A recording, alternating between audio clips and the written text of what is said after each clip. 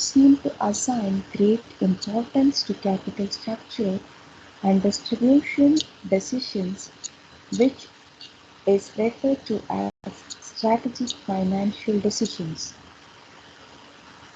It may be noted that carefully crafted strategic financial decisions do more to prevent value erosion that, than to value enhancement.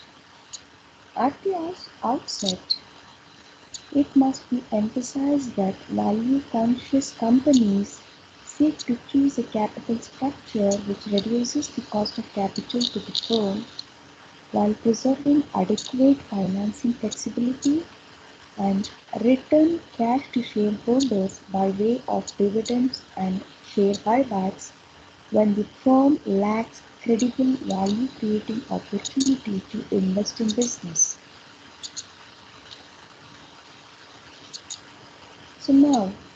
So far, whatever the discussion was based on the investment side of the balance sheet. So now we turn our attention to the financing side of the business. At a fundamental level, financing decisions compared to investment decisions are relatively easier to make and have lesser impact on firm value. So we will look at what are the differences between the financial decisions and the investment decisions. Financing decisions take place in capital markets which are approximately perfect, and investment decisions take place in real markets which tend to be imperfect. While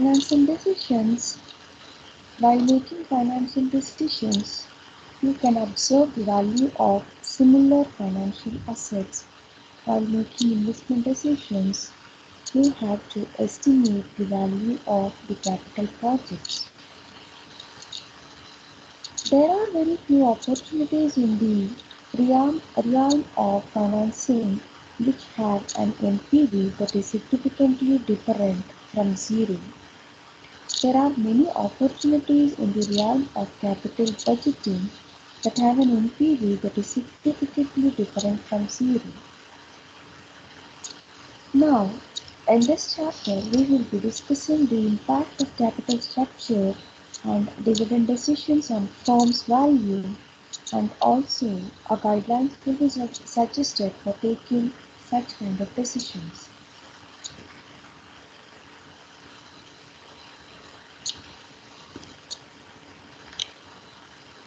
Capital structure and value in a perfect world. In recent years, the diversity of financing instruments has increased dramatically, and the question in designing the capital structure is simply the choice between the debt and equity. Since the objective of financial management is to maximize shareholders' wealth, the key issue in the capital structure decision is what is the relationship between capital structure and firm value? Alternatively, what is the relationship between capital structure and cost of capital? Remember that valuation and cost of capital, they are inversely related. Given certain level of earnings, the value of the firm is maximized when the cost of capital is minimized, and vice versa. According to Modigliani and Miller approach, we have restated and amplified the net operating income position. Some of the assumptions underlying the Modigliani and Miller are: capital markets are perfect, information is freely available, and transactions are costless. Securities are infinitely divisible. Investors are rational. It means investors are well informed and choose a combination of risk and return that is most advantageous to them. Investors have homogeneous expectations. Investors hold identical subjective probability distributions about future operating earnings. Firms can be grouped into equivalent risk classes on the basis of their business risk, and there is no corporate income tax.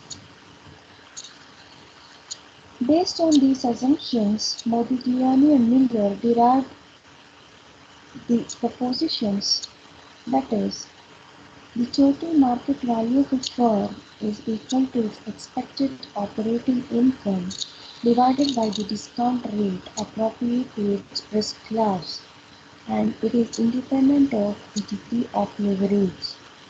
That is, market value of firm is equal to market value of equity and market value of debt.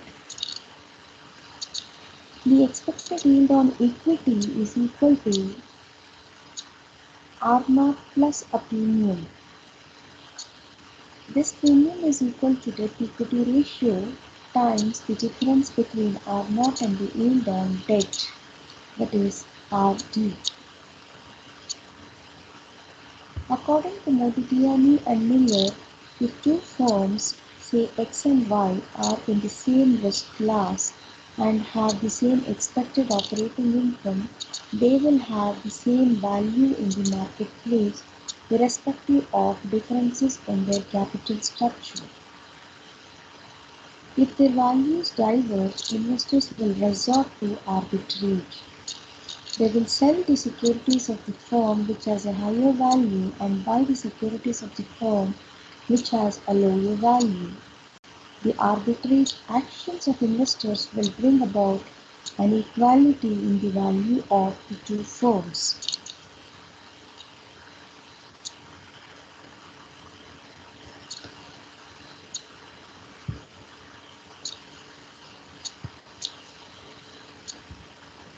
Imperfections and capital structure. The leverage irrelevance theorem of Modigliani and Miller is valid if the perfect market assumptions underlying their analysis are satisfied. However, in the case of imperfection or frictions characterizing the real world, the capital structure of the firm may affect its valuation. Some of the major imperfections of the real world are taxes, financial distress, agency costs. When taxes are applicable to corporate income, debt financing is advantageous. Why? Because while dividends and retained earnings are not deductible for tax purposes, interest on debt is a tax-deductible expense. As a result, the total income available for both stockholders and debt holders is greater when debt capital is used.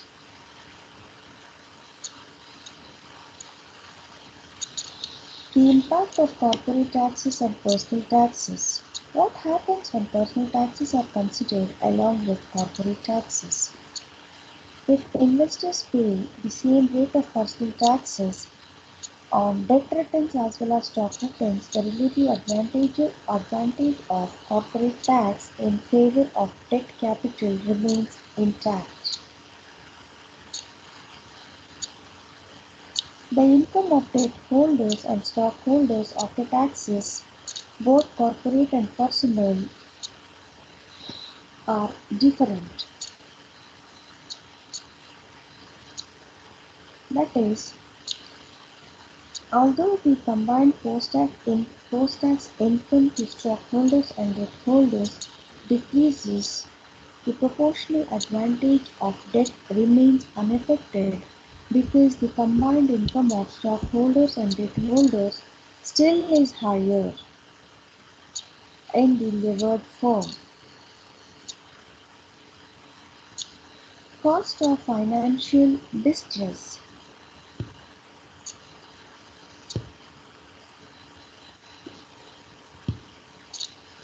When a firm is unable to meet its obligation, it results in financial distress that can lead to bankruptcy.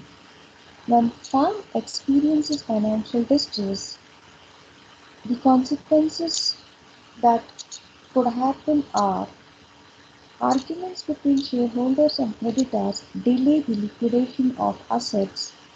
Bankruptcy cases often take years to settle, and during this period, machineries and equipment rust, buildings will deteriorate, inventories will become obsolete. If assets are sold under distressed conditions, they may fetch a price that is significantly less than their economic value. The legal and administrative costs associated with bankruptcy proceedings are quite high. Managers will become myopic, that is, they may lower the quality of goods, provide inadequate after-sales service, ignore employee welfare, and they unfairly stretch payments to suppliers and creditors. This is a challenge to the managers to survive in the short run. They may sacrifice actions meant to build value in the long run. Employees, customers, suppliers, distributors, investors, and other stakeholders dilute their commitment to the firm, and this will have an adverse impact on sales, operating costs, and financial costs. A major contributor to financial distress is debt. The greater the level of debt and the larger the debt servicing burden associated with it, the higher the probability of financial distress. Agency costs.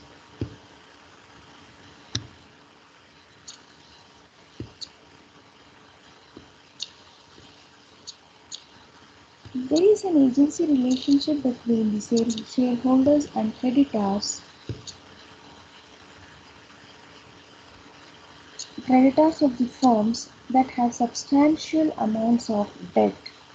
In such firms, shareholders have little incentive to limit losses in the event of a bankruptcy, and hence managers acting in the interest of shareholders tend to invest in highly risky and volatile projects which increase the wealth of shareholders at the expense of creditors.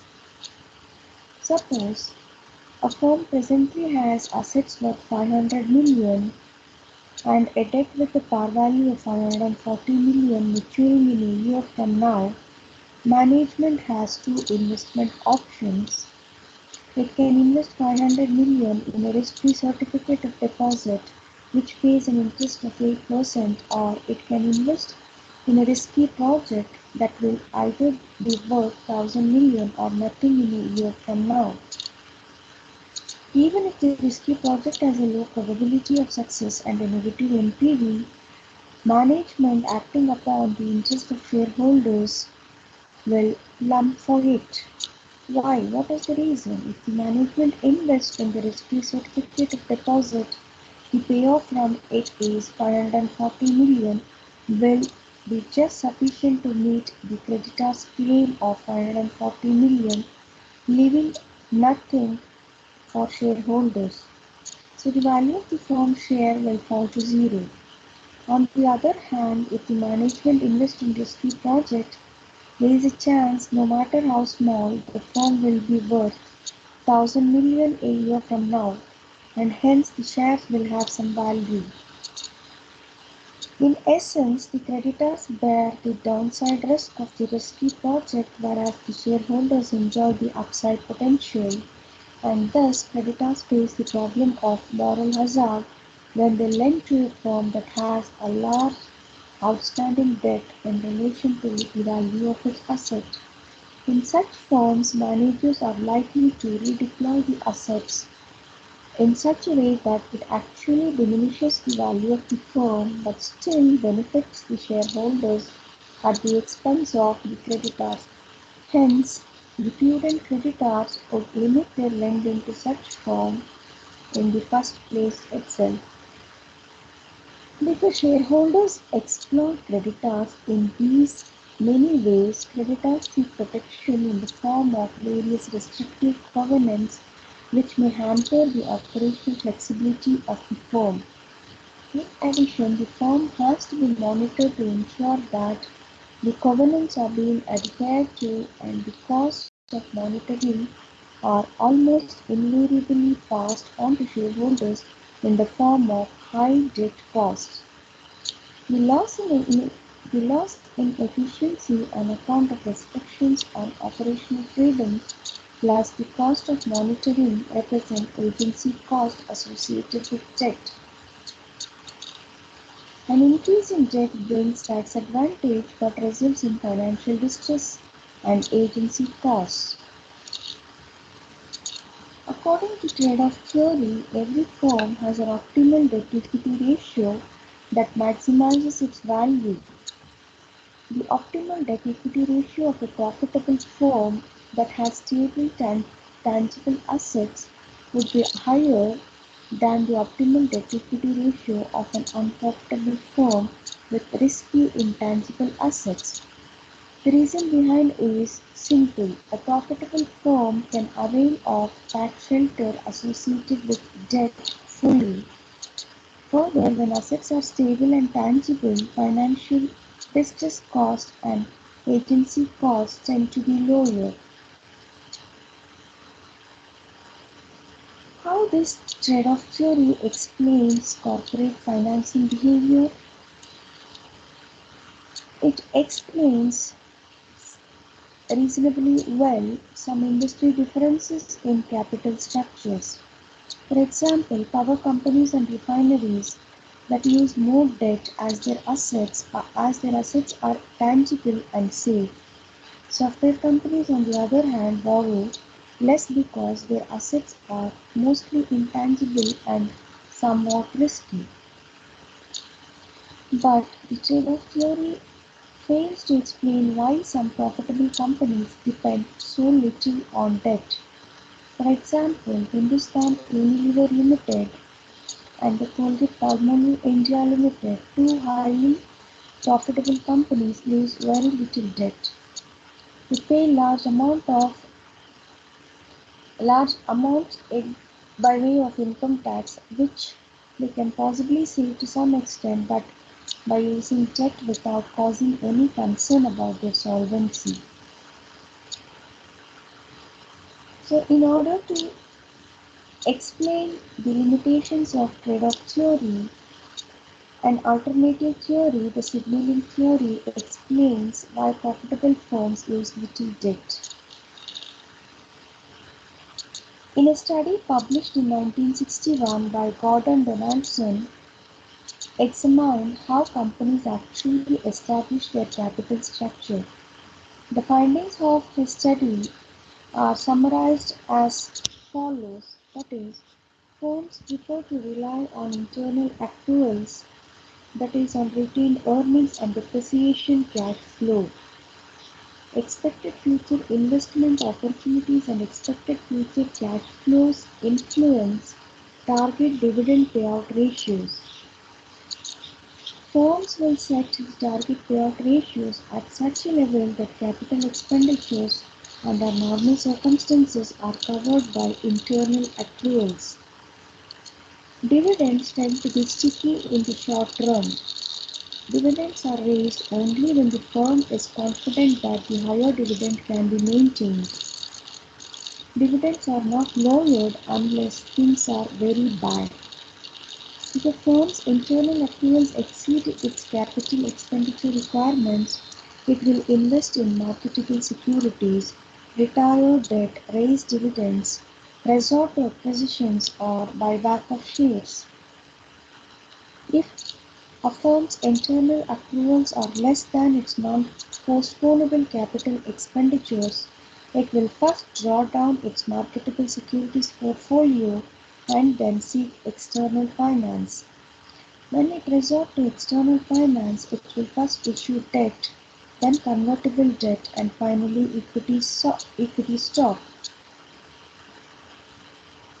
There is an order for financing, that is, internal finance, which is retained earnings, debt finance, and the external equity finance for the firms that use little debt. That is, the firm first taps the retained earnings Its primary attraction is that it comes out of profits and not much effort is required to get it. When the financing needs of the firm exceeds its retained earnings, it seeks debt finance. And as there is very little scope for debt to be mispriced, a debt issue does not ordinarily cause concern to investors. A debt issue also prevents dilution of control. External equity appears to be the last choice. A great deal of effort may be required in obtaining external equity. More important, while retained earnings is not regarded by the capital market as a negative signal, external equity is often pursued as bad news. Investors generally believe that a firm issues external equity when it considers a stock overpriced in relation to its future prospects. Given the pecking order of financing, there is no well-defined target debt-equity ratio, as there are two kinds of equity, internal and external.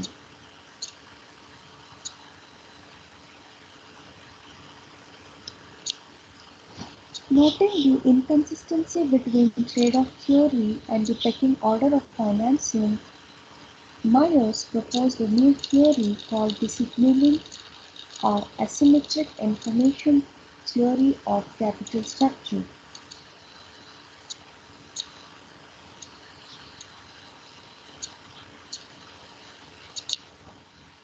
So what is asymmetry? Information asymmetry.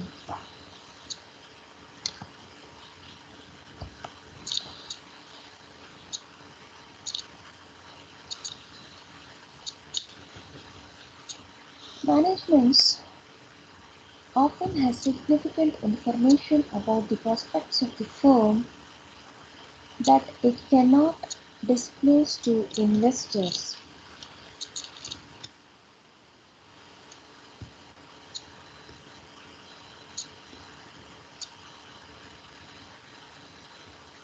The information gap between management and shareholders generally causes stock prices to be less than what they would be under conditions of information symmetry. How can firms that have promising prospects convey information credibly to the market?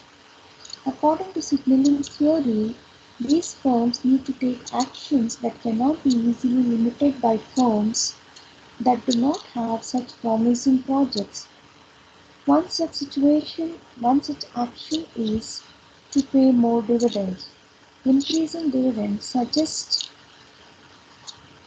to the market that the firm is confident that its earning prospects will enable it to maintain higher dividends in future as well. This is a positive signal for the market and it has a buoying effect on the stock price. By the same token, a decrease in dividends is perceived as a negative signal by the market because firms are reluctant to cut dividends. Consequently, such an action leads to a drop in stock prices. By and large, the empirical evidence concerning market reaction to dividend increases and decreases is consistent with these stories.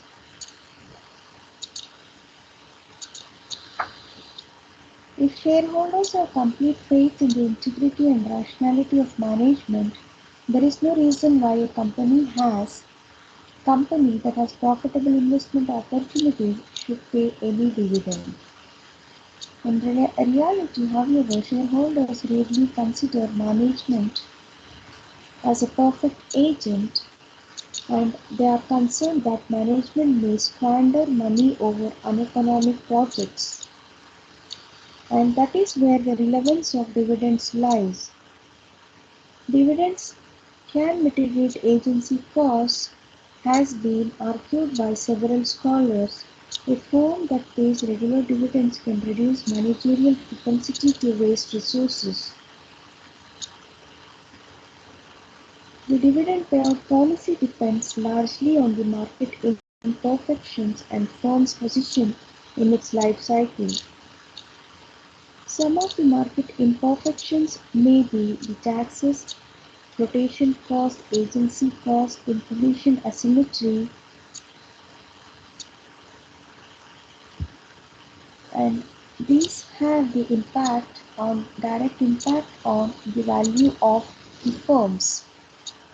So we also will discuss of share buybacks, which is referred to as equity repurchases or stock repurchases. Several companies, including Reliance Industries, Bajaj Auto, Ashok Leyland, have initiated share buyback programs in recent years. So there are several motives or justifications for share buybacks, which will be discussed in detail in the regular sessions. And also we will discuss the impact of share buyback on valuation of the companies. Thank you.